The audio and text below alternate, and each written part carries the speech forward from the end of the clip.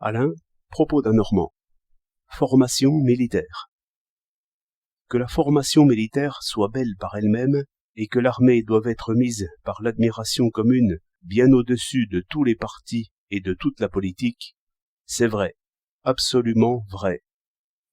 L'exercice militaire consiste proprement dans un effort méthodique de la volonté contre les forces animales. D'autres apprentissages visent une fin extérieure. Par exemple, ferrer un cheval ou régler un moteur, ou faire une voûte en ciment. Mais l'apprentissage militaire n'a d'autre fin que de mettre un homme ou une troupe d'hommes en pleine possession de toutes ses forces. Cela suppose une gymnastique individuelle, par laquelle les muscles sont disciplinés pour la marche, la course, le saut. Cela suppose aussi une gymnastique collective, qui lie tous les mouvements des hommes les uns aux autres de manière à assurer la coopération prompte et efficace. Et cette éducation est par elle-même absolument bonne, car elle tend à guérir tout homme de la maladresse, de la gaucherie, de l'hésitation, de la peur. Et il n'est pas d'homme qui ne veuille être courageux, fort, souple, adroit, maître de ses forces pour tout dire. Quel emploi fera-t-on de ces forces organisées et disciplinées ? D'après sa mission, le militaire n'a pas à s'en occuper.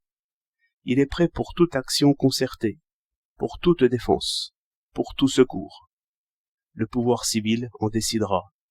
La force militaire est apte à éteindre le feu, à sauver des inondés, à contenir la foule, à faire cesser les rixes, à réprimer tout brigandage.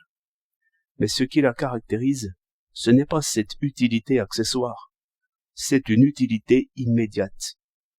Elle forme l'individu par l'action. On fera 10 kilomètres, puis 20, puis 30, en accélérant l'allure, en augmentant la charge. C'est une école de volonté. Car beaucoup savent bien choisir et préférer, mais non pas exécuter. Aussi, un homme qui pense bien n'est encore que la moitié d'un homme. Et d'autre part, les métiers enferment l'homme dans une même action répétée. Il faut donc former la liberté réelle, c'est-à-dire l'aptitude à faire toute action malgré les obstacles. Et si celui qui veut s'exercer se donne d'abord des ordres à lui-même, il accorde trop à la paresse et à la peur. Voilà comment la discipline délivre l'homme, bien loin de la servir. Et voilà pourquoi un régiment sous les armes est une belle chose, et peut-être la plus belle chose.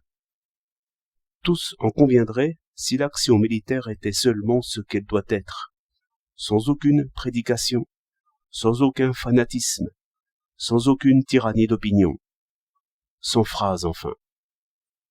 4 juin 1913